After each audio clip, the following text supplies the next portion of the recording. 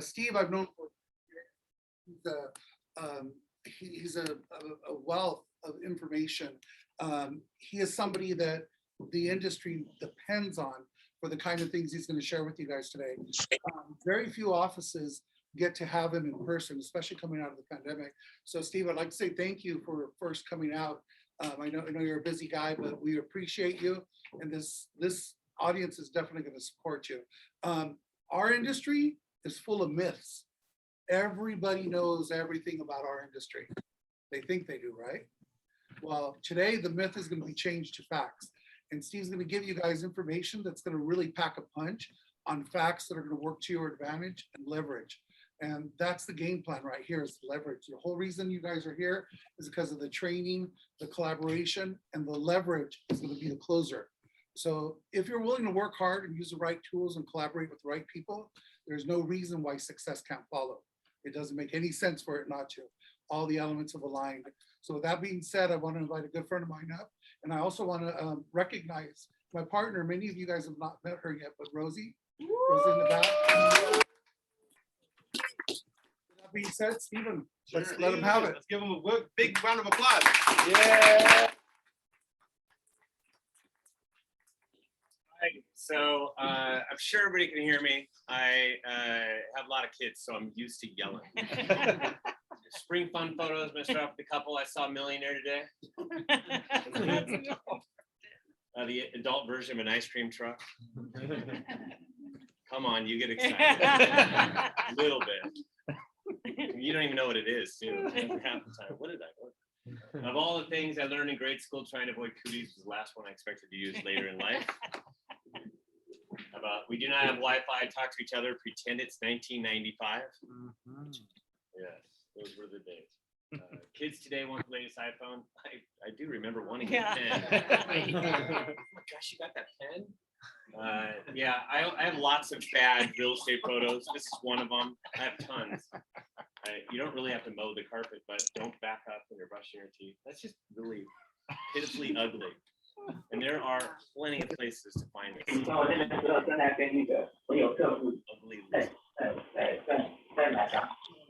Yeah, purple. I've seen purple. I've shown a purple house before. Oh, yeah, unfriend people back in the day. Wow, but you did this. 什么？我昨天就已经跟他讲，哎， Also, MLS photo. Why would you even turn it on to show what it does? I'm not saying the house market is crazy in 2021. I'm just saying this place sold for $40,000 over asking price. Wow. Yeah. Yes, we'll get into my introduction. Quantitative economics, decision sciences major from UC San Diego. That's down in La Jolla. 30 years in the business, Orange County native, Capital Valley High School grad, 9 kids, avid runner. I told you I had kids. I've got kids. Yeah, I win. Anybody have more than 9 in this room? My wife doesn't like me to say. We're talking about discrimination. I brought these people to certain neighborhoods on the basis of their race. We'll talk about the lowballing appraisal. I want to show you a video on that. And blockbusting, which we don't see as much anymore. It's like a Viking. The block selling people out because people of another race were going to move in for a profit. So I've been all over. One of the things I just find it so local real estate stands. so important Driving on real the Long Island actionable data that you can use. I'm not going to show you the video. You may have seen it before, but essentially, it's about expectation. That is power. Power in the closing table is also power in getting the price reductions. About the basis of race, because it's real estate offices, things because that's what they found and then they all talk to each other. And I've actually had agents in the black test stuff.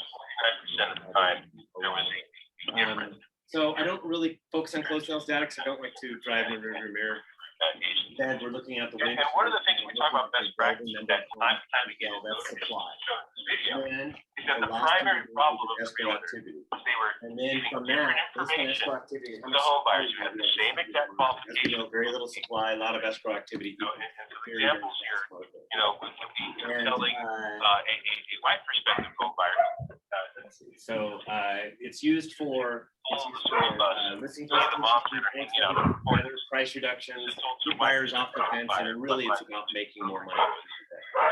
Just tell everybody like it is, let them make all their own decisions. You've got lifetime clients. You absolutely love this report coming up. You got a lot of leads that are like dormant. I have agents that stick them all these just in like Outlook and sends them my report. And then there's an agent out of Miguel, and he gets tons of leads on a weekly or on a yearly basis, tons and tons of deals from cultivating those leads by sending them the report. He has come list me, and he doesn't do anything but send them the report. Because what do you do with all the dormant leads that do nothing? Just send them the report. Don't delete them.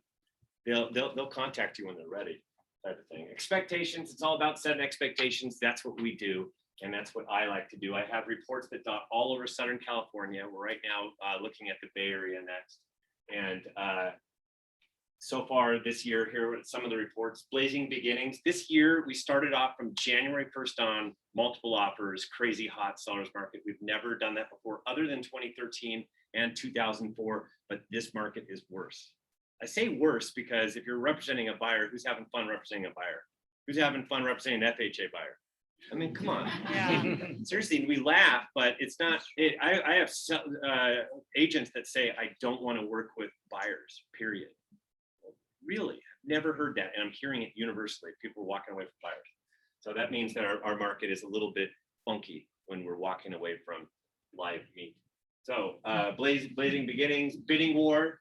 I talked about it, the perspective, why we're having it, what you're supposed to do if you're a buyer or a seller, that type of thing. No top in sight.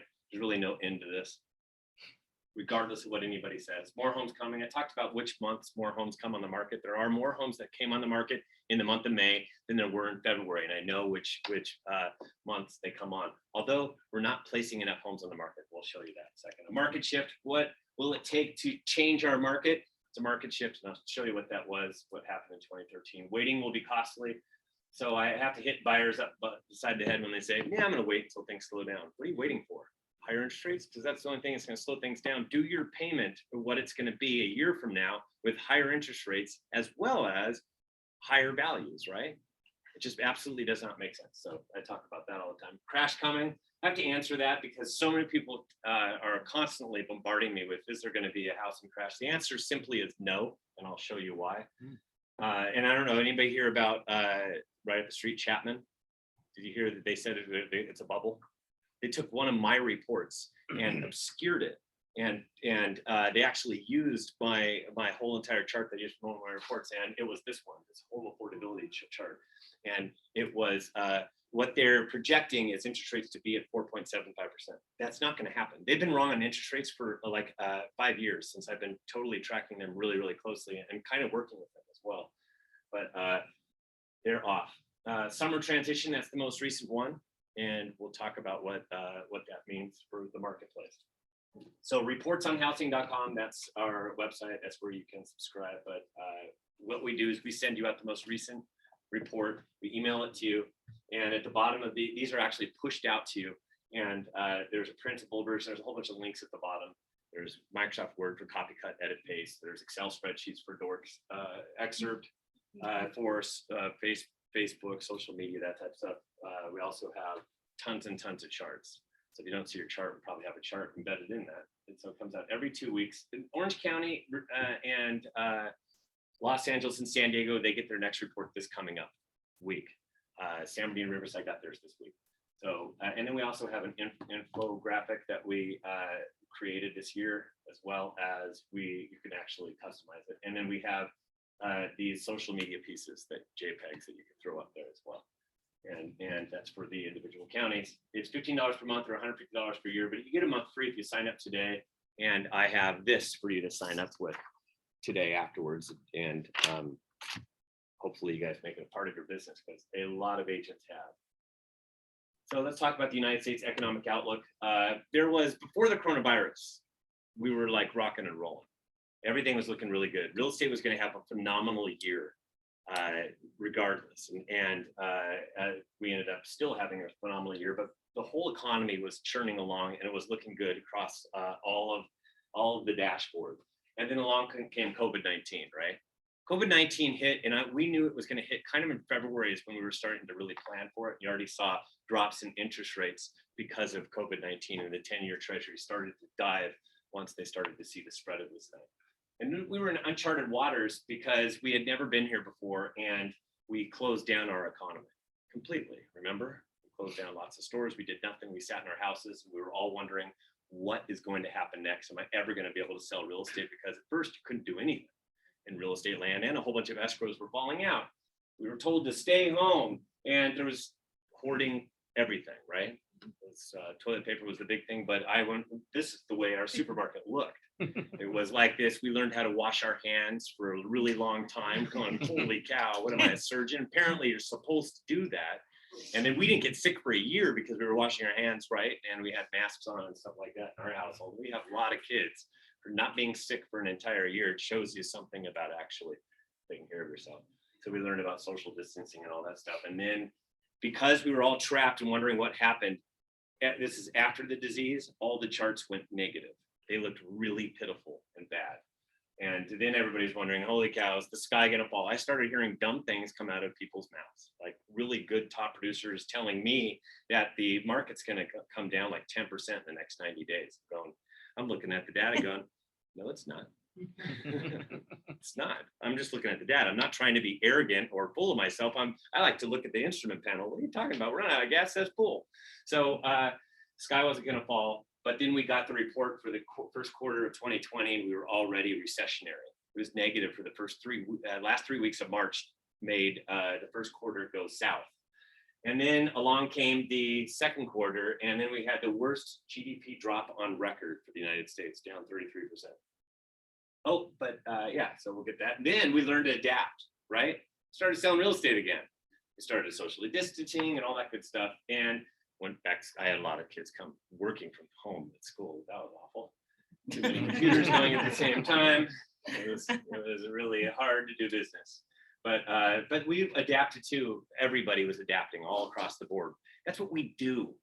And we're Americans too. We want to go out there and we just can't sit there idle for too long. So we figured things out.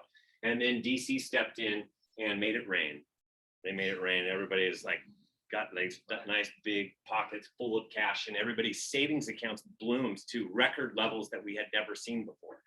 And then they threw $5.5 trillion at it with those packages, those relief. And as an economist, we needed to do that. Absolutely needed to do it. We've spent this kind of money before, after wars and things like that, or during wars, and that's what we had to do. We were in a war. The war was an invisible virus that was tanking a lot of people across the United States. Then we had the Federal Reserve step in, and yep, printing money, lots of printing money. They call it printing money, but they don't really print money.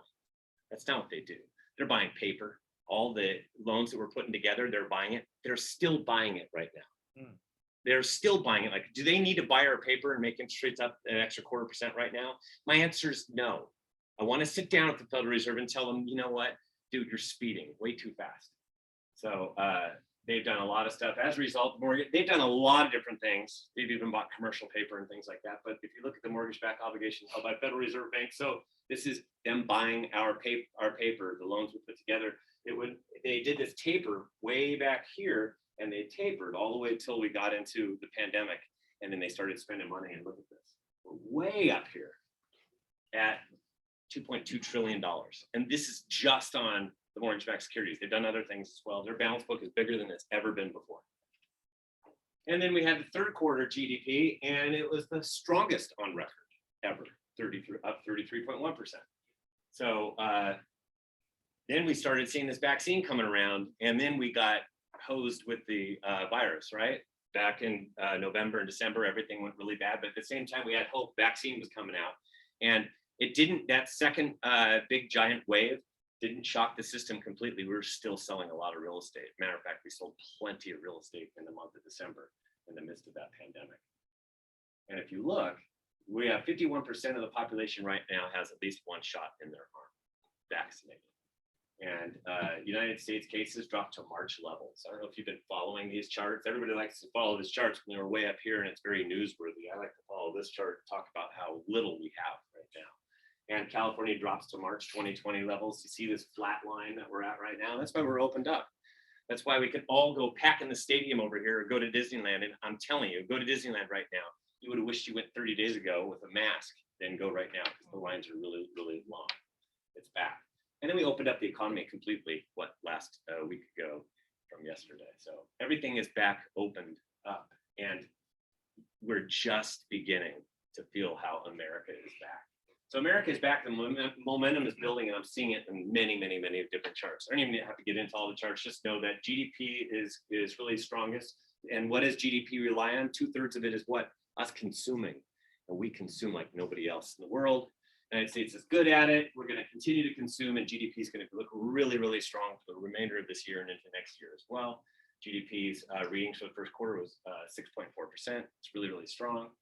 And everybody's now worried about this, inflation. Everybody's talking about inflation. Everybody has ideas. And I'm old enough to remember odd license plates, even license plates went and fueled up on different days. So if you had an odd license plate, you couldn't fuel up on Tuesday. You had to go on Wednesday. That type of thing. I was around for that. So I was really little.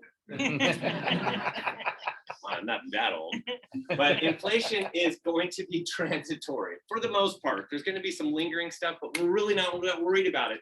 Economists aren't worried about it. Instead, we have investors talking about it, and they're wrecking the system. They're doing all these YouTube videos and everything else about how bad things are. And the people that are coming out, like there's all these gigantic lenders or investment bank houses and different these different funds, and the CEOs are coming out talking about it. Their track record for predicting when things are going to go south is very, very bad. So don't listen to it. There's one guy on CNBC that keep on quoting, he's been wrong for 5 years. And I'm wondering, why are they still quoting him? At 5 o'clock p.m., that's our 5 o'clock p.m. rush. I don't want to read this stuff when everybody else is reading it. It's not newsworthy. So, and then we have CPI is really, really strong. It's too high. This is consumer price index. This is the inflation that everybody's talking about. And you'll hear more about it. It's going to continue to be really, really high. And everybody's thinking it's because of all this printing that we've done. That's not what's disrupting the system right now. That printing of the money that they're talking about and everything that we did was just a bridge to get us to the other side. And now we're going to lay off the gas. We're not going to be doing these giant bailouts any longer, but we needed to bail out the United States economy like all the other economies did to get us to the other side of COVID. That was the bridge that we built. And know that the jobless rate is, they talk about how little change it is, but it was way up here and it's come down, and the trend is your friend, is really what it is. Unemployment rate's at 6.1%. It should be in the 4s by the end of the year and continue to improve. By the time we get to September of 2022, everything's going to look like it did prior to the pandemic. And those were record low unemployment levels. And we're going to get back to that.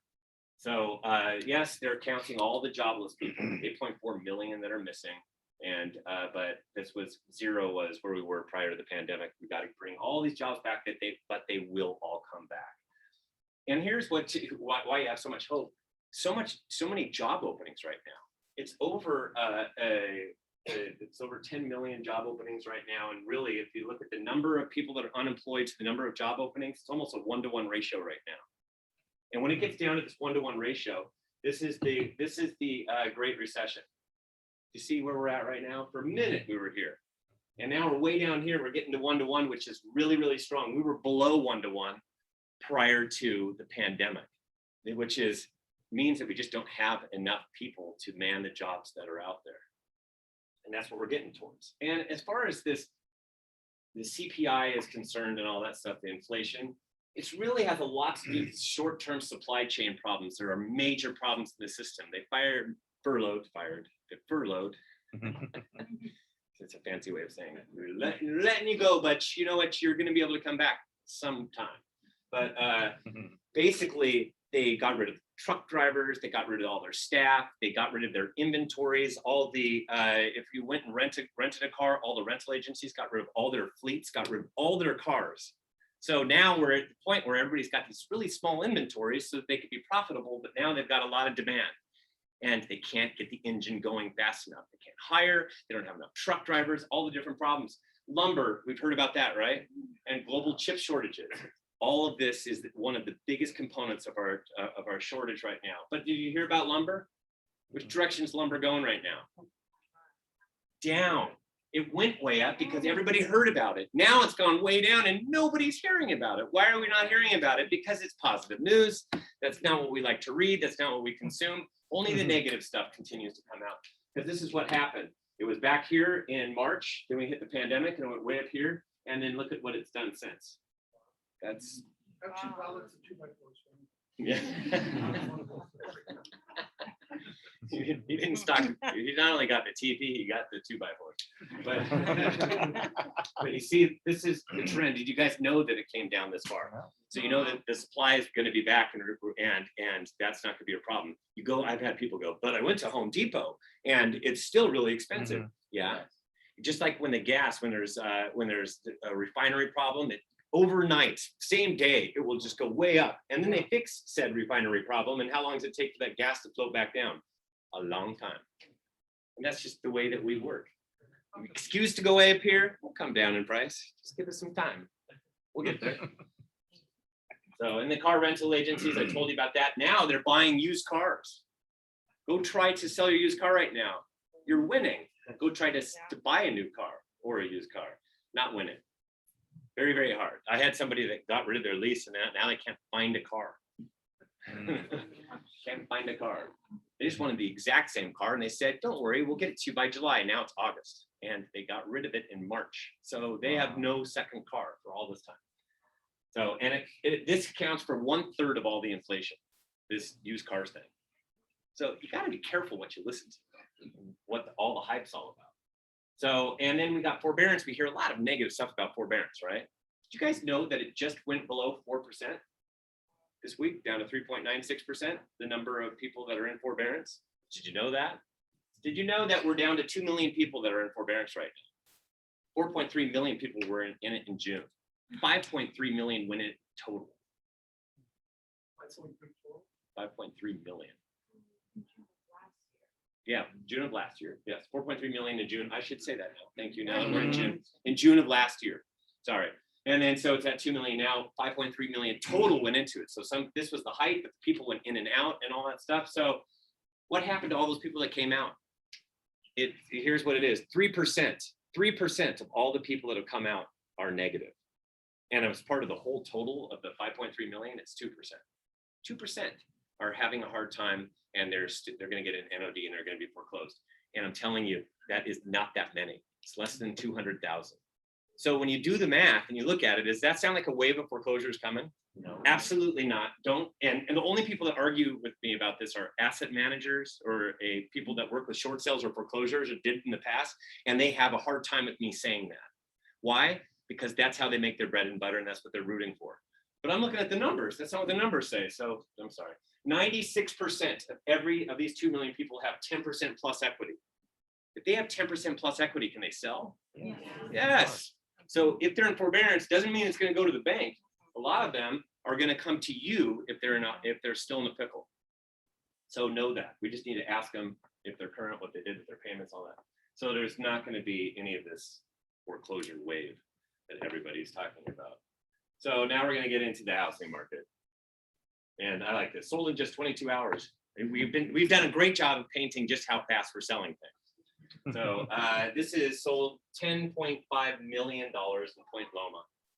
So that just tells you it's all into the market. It's not just the lower end. How do you like to have a 10.5 million that you had to do nothing with?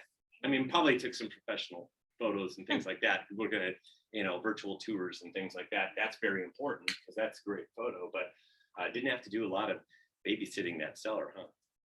That's pretty cool. And then Kay Schiller, you seen what Kay Schiller's done? This is what's happened in 2020 and 2021, skyrocketing up. If you draw a line across, we're almost at 15%. It's right now at 13. It's going to probably make its way up to 15% year-over-year gains. And this was 2012, 2013. It came down. What made it come down in 2013? Interest rates went up. And I'll show you that later. But that's the only thing that's going to save us. And as a result, median sales price, that's the middle value. It's not average, it's better than average, because you can have a $50 million property throw off the whole entire average. And where are we at in Orange County today? $1.1 million for a detached house. That's the middle value in Orange County. Congratulations. We're now 7 figures. We blew past 7 figures and said 1.1, that's where we want to be. And I know it's getting crazy when there's a little patio home in where I live down in South Orange County, where the patio home has no yard or anything like that, and they're selling for $1 million to 2,400 square feet. That's where I'm going, wow. So there you go. Values are skyrocketing, and I'm here to tell you, I'm going to be the adult in the room and tell you to stop eating this junk food. It's not healthy. This is an unhealthy market. This is like when you do a Super Bowl party. That's the best, simile that I can come up with is Super Bowl. And Super Bowl, you're eating all this food, you're so excited about it, you're drinking beer, you're doing all this stuff, and then by the time you get the second half, you can't even take that corn chip and put it in that chili cheese dip. And you might have done it one more time, and you're going, that just didn't go down well. That's the way this market is right now. I'm not liking the market. This doesn't mean we're fueling a bubble or anything like that. I'll show you what this means down the road, but it's not what people think. So in California, we're up 70,000. That's our map of average year-over-year equity gain for each borrower. And you can see we're number 2, Idaho's number 1.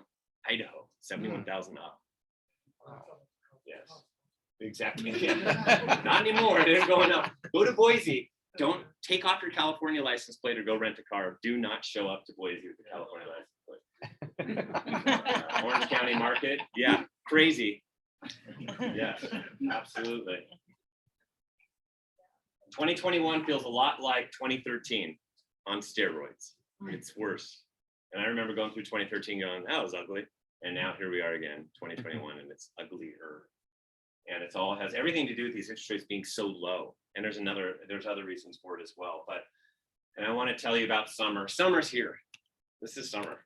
This is great. Summer started on Sunday, apparently, according to the longest day of the year. Inventory climbs during the summer, and that's when demand drops slightly. And I'm here to tell you, it's happening in Orange County. It's happening in Southern California. It's happening across the United States. And then you're starting to hear, yeah, things are slowing down because prices are so high. You're starting to hear these stories, and they're driving me nuts. CAR even did it with their recent data, and they talked about number of closed sales. And the reason why we don't have as many closed sales in the month of May compared to the month of April is because we've been placing fewer homes on the market recently. And it's impacting the number of closed sales. That's the real story if you want to know it. It's not that people are going, man, this is too expensive, I'm not going to buy, because you're still getting 100 people that are showing your houses and you're selling for over asking. That doesn't mean that people are shying away from this market because interest rates are still too darned low. Kids are out of school. I know, they're all in my house. And then we're traveling again. We already did a mini little camping thing, and now we're going to go to a Verbo in Utah mountains at the end of July. And then this stadium's filled, actually right behind here. The stadium's now filled with all these Red Angels hats, and amusement parks are open, and we're frolicking in the water again. We're doing everything we couldn't do last year with buddies and things like that. We couldn't do it. So these are called distractions. And it's enough distractions where even if you're in the mix, you're going to go, Uncle, I'm going to go to the beach, and we're going to go on this trip, and we're going to do this. And it's enough where cumulatively, when everybody does it, it brings down my statistics a little bit. That's summer. Because people go, what's going on, Stephen? Summer. And then they go in the fall. Kids go back to school. Fewer people come on the market. Fewer people are transacting. That's the way it is. And people go, what's going on, Stephen? It's called fall. And then we do it again in the holidays, right around Thanksgiving. Man, it's really slowing down. It's called duh.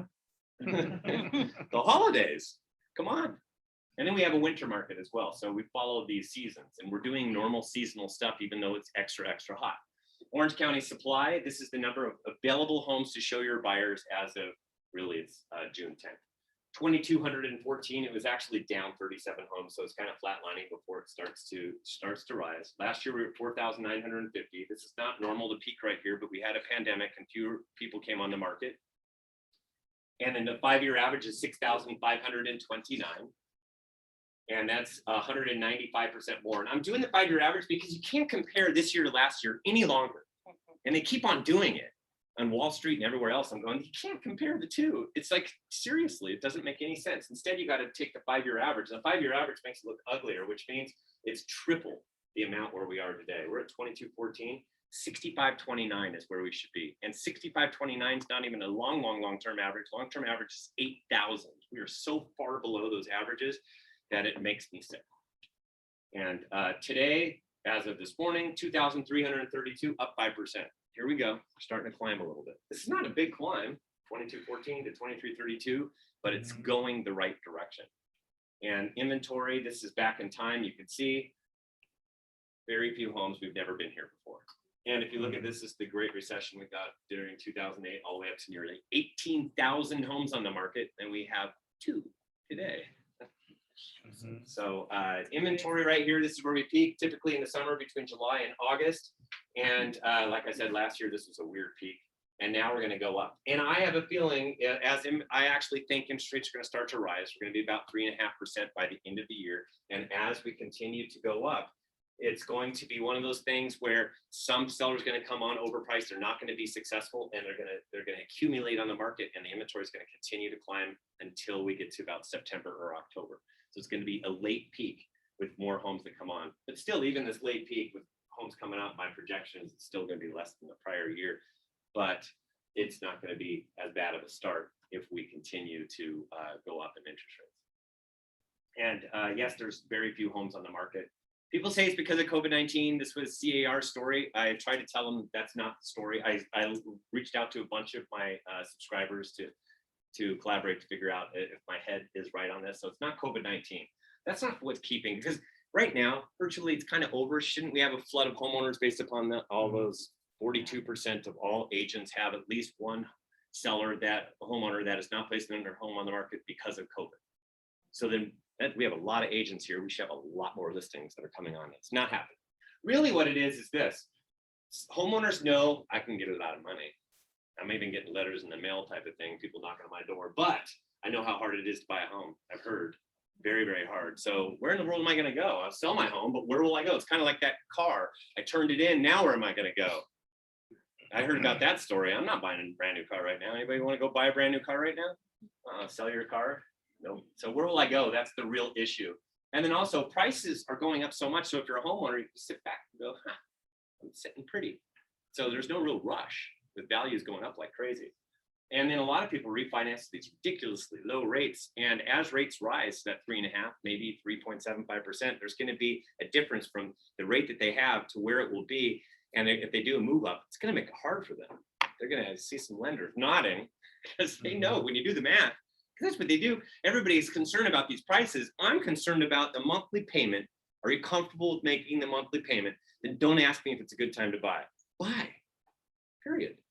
What are you waiting for? Why are you listening to what everybody's doing in the marketplace? Who cares? You're going to make that monthly payment for a very long time, and that's all you're going to be married to, not that price.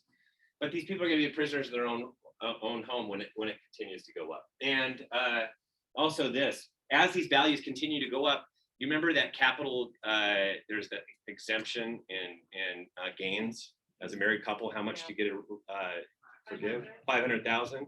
Well, if you bought a home back in 1991 or 2001, I've heard these stories where these people have more than $500,000 in gains. So now you're gonna have to tell them how much that is.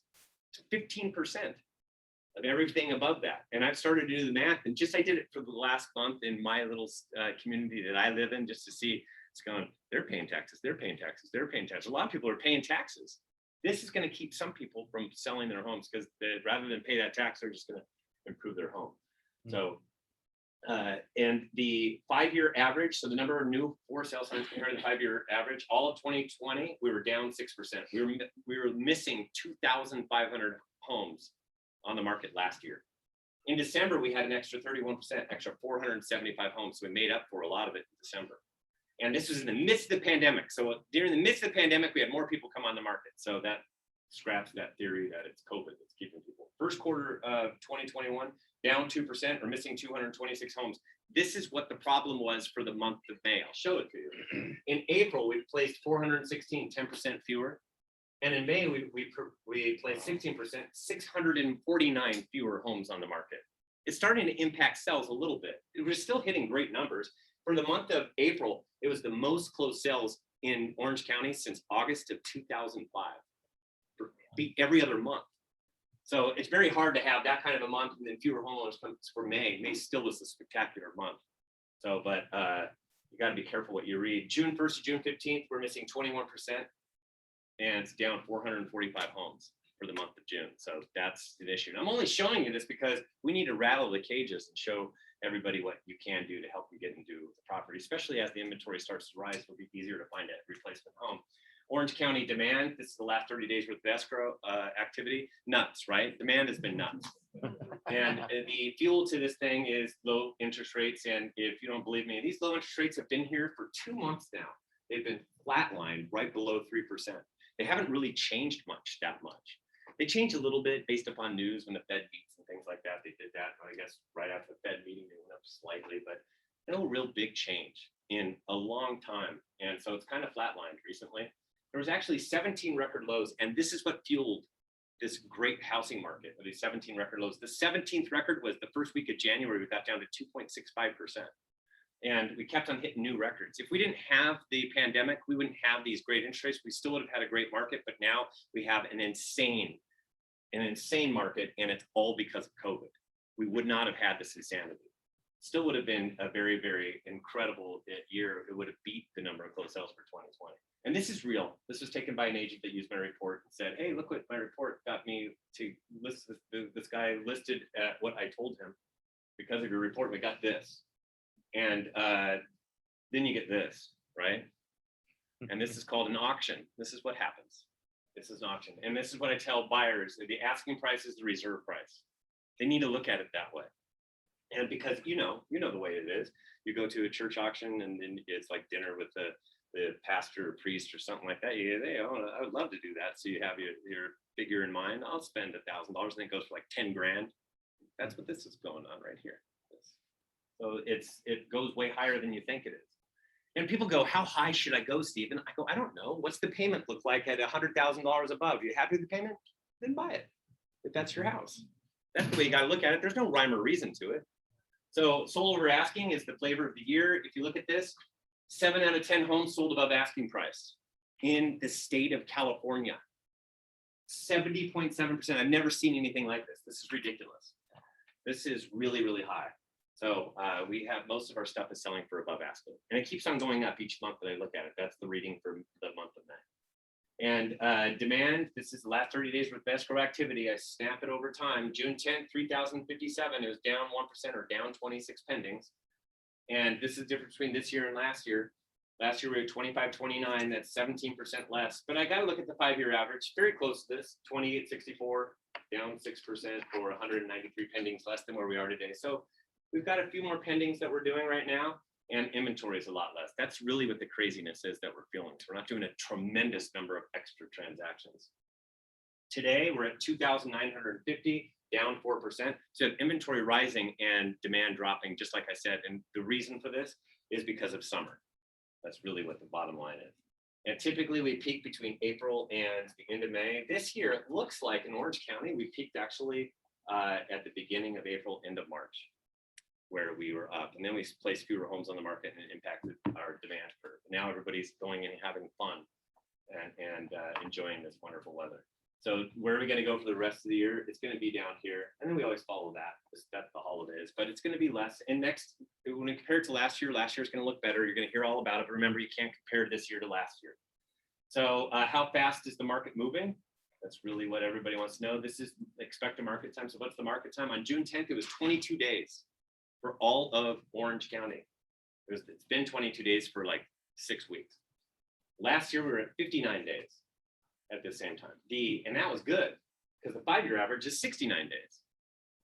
And today we're at 24 days. We're starting to go up because the inventory is rising, demand's dropping. So we're starting to go up. You can't really fill it, but I'm starting to hear some people go, yeah, oh my gosh, Stephen, I was on the market for the entire weekend and we didn't sell. I have to go a second weekend. Wow. And they were scared enough to contact me. Seriously, what is your problems? That is not a problem. You're going to have to market for an additional week. It's called summer. It was very warm. It was Father's Day. Come on, that's all the different factors that were out there. The expected market time over time, if I show you where we're at, we've never been this low. This was 2013. This is 2005. And I started this thing in 2004. So pizza, soccer, softball. It's the lowest level since tracking. And let's see, this is the expected market time. Where are we going to go from here? We're going to go up, and it will eventually be higher this year than compared to last year. And that's hopefully with interest rates rising. This between 60 and 90-day expected market time is a slight seller's market. That's where we operated in 2019. That's why if you were conducting business, the values weren't changing much in 2019. We were coming off those 5% interest rates in 2018. And then when you're below here, this is where it's a hot seller's market. It's typically done between Super Bowl, the hottest time of the year, all the way up till sometime in spring, April, May. And this time we're really, really low. So when you're below this is below 40 days. That's an insane market. That's what we're dealing with, an insane market. And for Anaheim, we're right now at a 20-day expected market time for Anaheim. For Buena Park, 14 days. Fullerton, 19 days. Placentia, 14 days. Orange, 20 days. Garden Grove, 14 days. Stanton, 13 days. That's fast.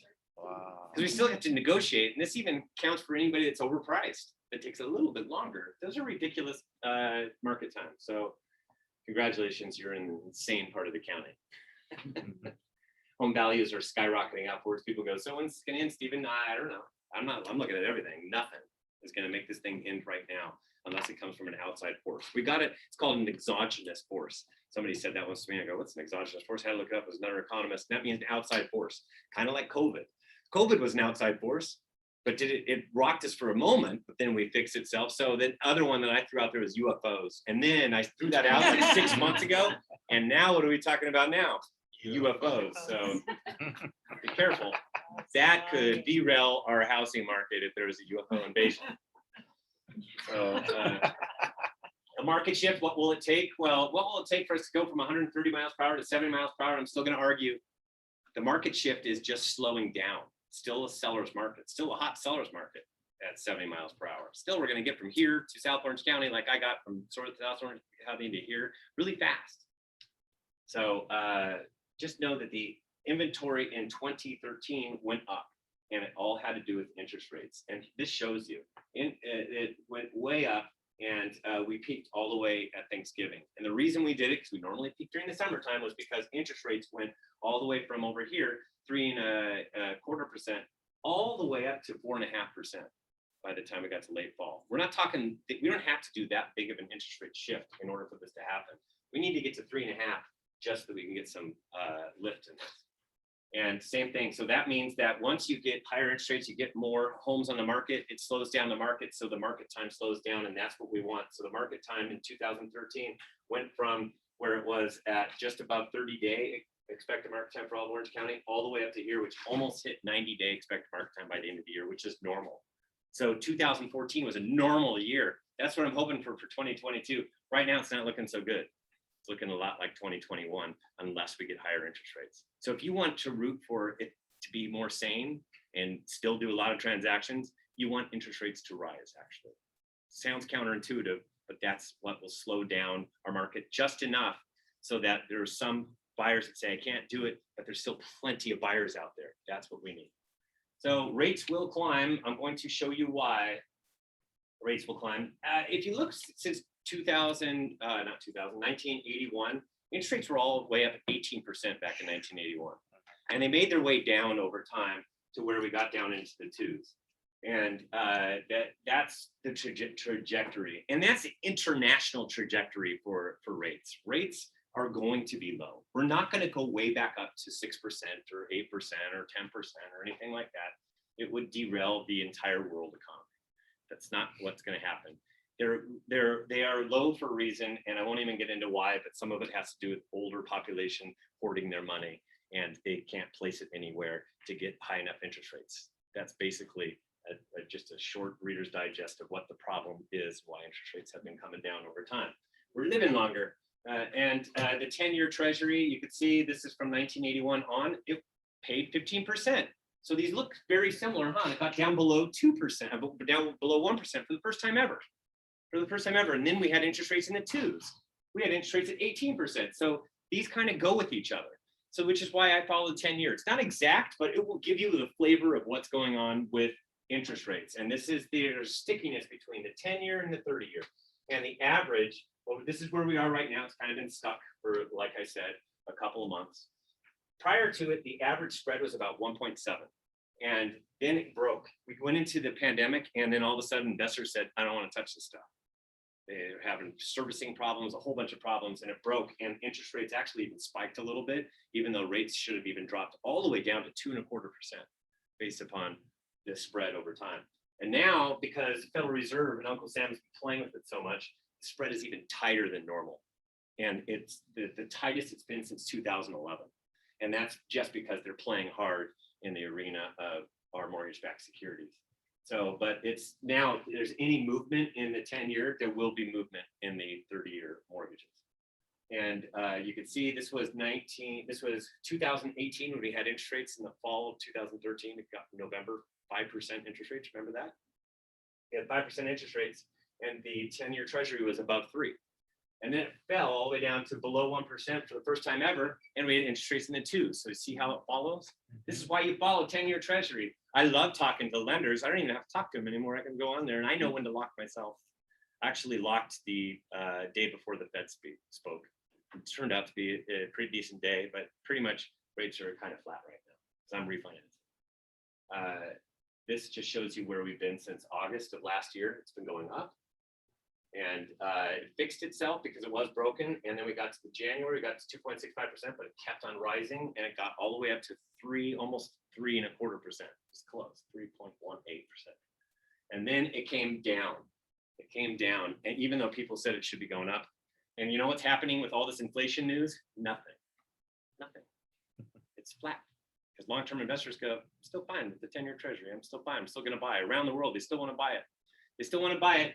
And if they were really concerned about inflation, they wouldn't want to buy something that they parked their money for 10 years, would they? They'd want to go someplace else where they could do shorter things with it, because the money is going to multiply really fast. They don't want to stick it in that. That's why when you have a problem with inflation, the 10-year Treasury goes up, and so do our interest rates. But we're not really having a problem. What they really believe and what we are seeing is a lot of the numbers are transitory. They're going to go away, short term. So, and all these relief bills, there's a lot of news. Good economic news. Inflation is another one that all causes the 10-year Treasury to rise. So, and the second half of the year, now that we're free, economic boom is what we're going to start to see.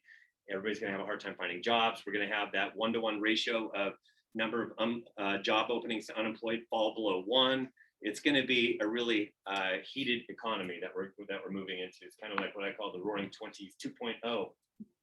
And interest rates will rise, and that's why I'm telling everybody lock now, go buy, and don't wait. And I know buyers are going, I had 7 rejected offers. I don't want to do this right now. I want to do it when it's easier.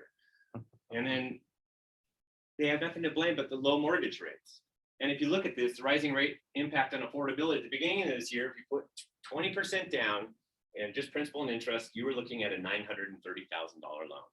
Now today, you're looking at a $930,000 house. Now today, because interest rates rose from 2.65 to 3%, you're looking at an $890,000 house. And if we go all the way up to 3.5% at the end of the year, now you're looking at an $835,000 house. The only thing you did is wait. And waiting, that now you can afford a smaller house. And guess what? That house that you're looking at, it's actually more expensive now, because now we're talking end of the year or beginning of next year. And it's what I call the 1-2 punch. Interest rates rising and home values rising at the same time, the 1-2 punch. And basically it's this: you have an $875,000 house, it's going to go up 8% by next year, start of next year. Let's pretend you have interest rates. They think interest rates are going to get all the way up to 3.75% sometime in 2022. And if we do that, you're looking at a payment now from $2,951 to $3,501, because rates went up and so did values. That's $550 extra per month, $6,600 per year, every single year. And what did you do? You waited. So realistically, you get less house, pay more. Yes. So that was not a smart move. Or if they don't ever buy and they become permanent renters, and they're always going, I'm going to buy when there's a market crash. Can't wait for that market crash. That's typically when people don't buy because they're too scared to buy. Instead, investors buy first. coming out of in 2012 and the end of 2011. That's when investors were active, and that's because they know first. Market overview. Couple things. I need you to know that millennials have a lot more money than the media is making it out to be. They are the biggest purchasers, home purchasers. And we have more millennials coming to, more 32-year-olds coming to market right now than ever before. Actually, since over 30 years. You have to go back to boomers, way back in the day. These millennials started last year. It's this year. Oops. It's this year, last year, and the next 3 years are all giant demographic patches. So we just don't, we have more buyers coming into the fold than normal right now than we did. This was during the 2012, 2013, 2014. Those were those years right there. So we didn't have as strong of a demographic patch. We have a lot more first-time home buyers. And May closed sales were up 134%, 1,852 extra closed sales compared to the prior year. And April was the strongest closing month since 2005. I told you guys about that, since August 2005. And as far as a bubble, nope. The United States home price expectation based upon a survey of national economists is up 23% over the next 5 years. And really what it's affordability. And this is really what the problem is. It's not a bubble, it's mortgage rate sensitivity. That's really what it is. Because did you know we had interest rates of 10% in the year 1990? And I bought a house in 1995, 9%. In 2000, we had an 8% interest rate. Prior to the Great Recession, 6.35% interest rate. And 5% interest rate was back in 2018. We couldn't stomach that. I'm going to tell you what we can't stomach today. It's 4% interest rate based upon the math. 4%. So no longer can we even stomach a 4.5%. 4% is about where things get sticky. Doesn't mean we come down in value. It means that things slow down. That's really what it is. And it takes a lot longer to sell. And if we keep on going up in value, instead of 1.1, we're at 1.2, 1.25 for the median sales price in Orange County. Wouldn't that be fun? Then it would be 3.75%. The longer we wait, the more that interest rate sensitivity comes down. Keep on going up, it's 3.5%. So we need to stop this bus from going so fast. We need to slow it down by already rising, making the interest rates rise right now. This is why I think the Fed needs to let off the gas pedal. Get me in front of them. I'm going to show them that simple slide. See, a lot of these slides are factual data that you can use during your point. That was the whole reason that I collaborated with Steve, is because this now gets rid of the myth and that's facts based on statistics. Yeah, and I have a giant Excel spreadsheet that comes with mortgage rate sensitivity. I'd show it to you, but you would all fall asleep.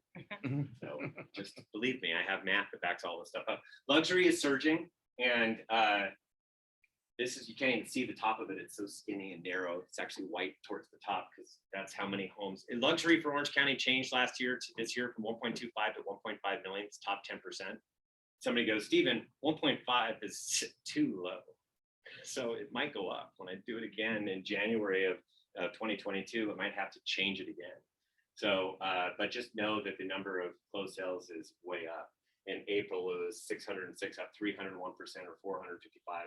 For May, it was slightly less than that, or actually it was the same exact number. These Himalayas are so tall that by the time we get to June, it will be a record through June for a number of $1.5 million sales. That just shows you how hot it is. It's the highest ever. There are a disproportionate number of the market is luxury. So go to reportsonhousing.com, click on subscribe. $15 per month or $150 per year. You get a month free if you sign up utilizing this thing that I got right here. I do have a housing debrief. Has anybody seen my housing debrief?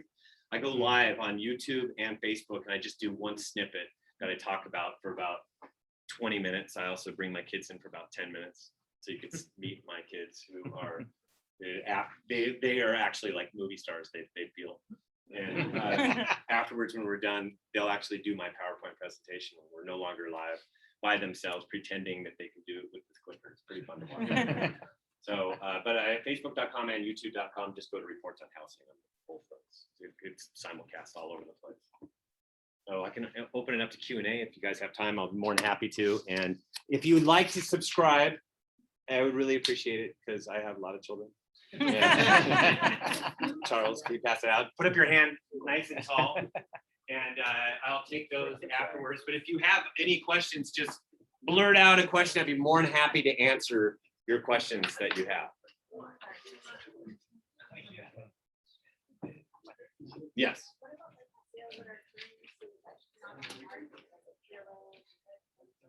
Well, a lot of the Redfin stuff comes on. You have to understand, everybody likes to brag about what they've done. This is the biggest thing I've heard about. What about all the statistics that were missing because they're pocket listings or they never went to market?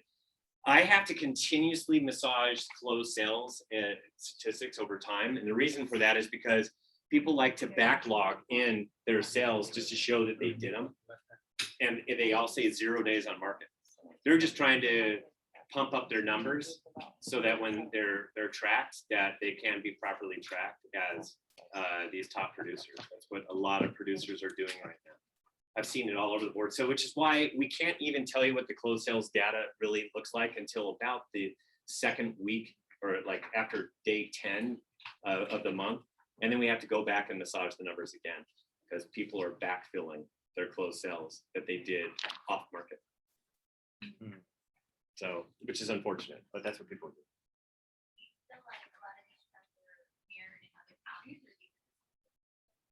It's across the United States. These and I have pockets of data across the board. I just started because I'm looking at going to the Bay Area, so I started crunching the numbers in the Bay Area. Bay Area thinks that they're so special because they're higher, and I'm here to tell you, we're getting up there.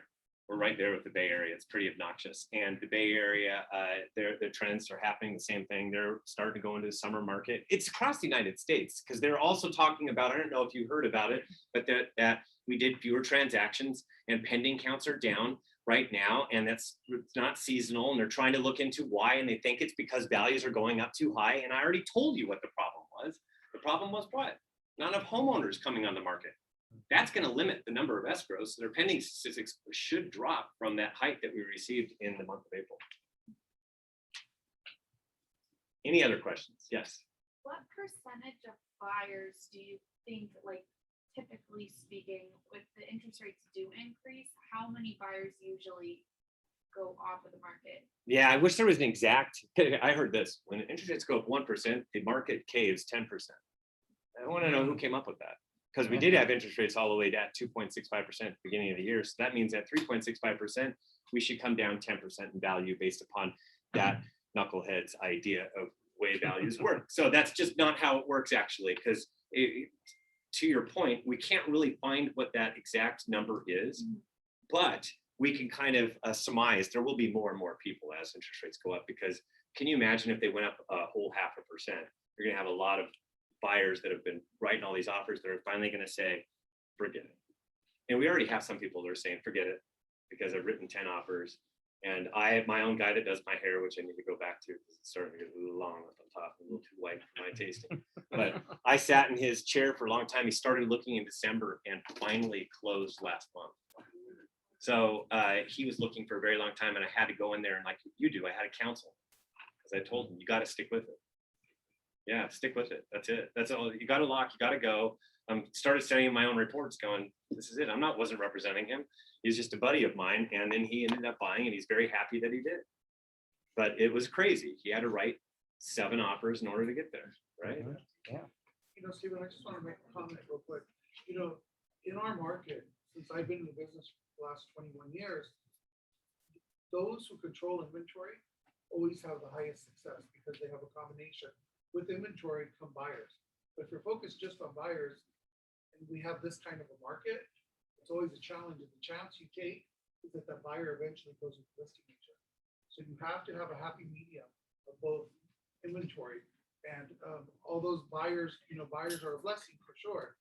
But as you can feel right now with what's going on, it can also be a curse because a good agent with a good buyer with a good interest rate is still having a hell of a time getting an offer accepted. So you have to have that mix. You have to have inventory. And for every market, he or she who's controlled inventory has always had successes regardless of what market we're in. REO, short sale, you know, strong market, weak market. Everyone has to accept an offer. So, you know, consider the source. Do you think they would change the 2 out of the 5-year rule? The administration might consider changing. Yeah, I heard that. 500,000. No, Then they will that make a difference in a homeowner saying, I better sell now? yeah, it could, but they're not gonna, I don't think they're gonna squash that. That is, you remember you have to live in your house, what was it? Two out of the last last 5 years. Now they could move it all the way to, what was the thing? Can't remember exactly. I heard it squashed most recently. But making it that you have to live in your home for longer before, not 2 years, but 3 years or 3 years or something like that. 3 years, yeah. I think it was 3. And we already have a problem right now. I can definitely show it. And this is all it would take to show them is we're having a problem with the number of homeowners coming on the market. That would limit the number of homeowners coming on the market even more. And it would cause even more of a problem. And then we'd have what? Fewer listings, which is low supply. You got the demand. What happens to values in that case? It's not good for the overall housing economy for it to continue to go up like it has. And that's what the end result would be. So some other, I leave it up to NAR and CAR to show them what the math looks like on that. It's would be a foolish decision on their part if they did. Very cool. Thank you. Awesome, guys. Let's give them a big round of applause.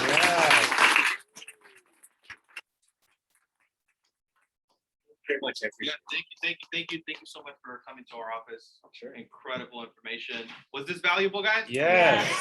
Are you guys empowered? Yes. Are you guys gonna take more listings? Yeah. Are you gonna open up some more escrows? Yes. That was like a little five. Are you guys gonna open up some more escrows? Yes. All right, cool. Sounds good. Thank you guys for coming out. Truly appreciate it. Thank you guys for bringing your energy and your attention. And we have a lot more powerful events coming soon. So stay tuned on our social media, Instagram, Facebook, LinkedIn, all of the other mediums. But thank you guys for participating and being here. Yeah, Yes. and then We got some snacks and food too, right? yes, and then just so you guys know, during the time that we were having this great event, I got 2 listing appointments. Wow. Hey. Right? Yeah, I got 2 buyer appointments too. So we like to say here, we're not just kind of giving you guys leads, we're giving you deals, right? So how many brokers do you guys know that are signing listings? Liliana can be a testament of that. Brianna. So if you're a part of our network, if you buy into what we do, we promise you that we're going to deliver on our end, and we just have more and more to give. So Leo and I are working on some more great partnerships. We have a program that's coming in. Oh my God, yes. It pretty much guarantees every single buyer to get approved. You actually have to be denied to qualify, which is weird. 100% financing. 100% financing. So we're gonna leave it right there. Yeah. We don't even want to say Yeah. it. Next event, we'll let you guys know. Yeah. And but we're always looking for ways to give you guys value, to give you guys to stay in your game. And the one thing I can tell you guys is real estate is changing. Make sure that you guys treat this as a job. You have to be a true professional now. There's teams out there that are all practicing every day. They're all putting all their efforts together. You have to do everything perfect in today's market, especially when you're competing against flex teams, Redfin teams, people like that. So make sure that you guys buy in, have your folders, have your cover sheets, make sure your signature looks professional. All that kind of stuff is super, super, super important. And sky's the limit, guys. Thank you guys so much for coming. Yes. That's it. That's it. Thank you once again. Let's give them a big round of applause. Class dismissed. 1, 2, 3, let's go. Thank you, sir. Appreciate it. Thank you so much. Yeah, I'm just sticking around. All right, Zoom land. Peace.